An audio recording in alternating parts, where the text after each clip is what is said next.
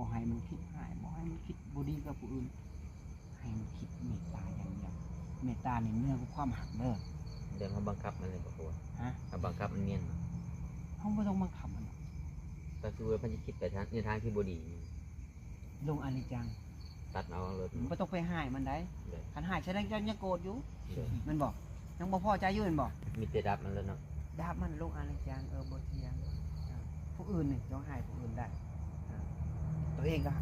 หายผู้อื่นบ่ได้หายตัวเองก็บ่ได้อีกเด้เพราะว่าจิตนี่มันของละเอียดของปานนีบเด้ โดย เจะต้องใส่ของปานนีบใส่มัน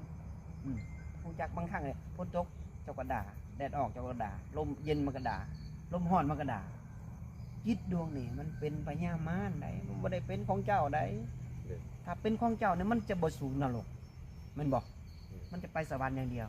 แม่นบอกอันนี้มันส่วนลงแต่นรกอย่างเดียวชอบแต่บ่พอใจอย่างเดียวไม่จะเป็นทุกข์อย่างเดียวเกิดมาก็ทุกข์มันบอกกินก็ทุกข์บ่ได้กินก็ทุกข์นอนก็ทุกข์บ่ได้นอนก็ทุกข์มีก็ทุกข์บ่มีก็ทุกข์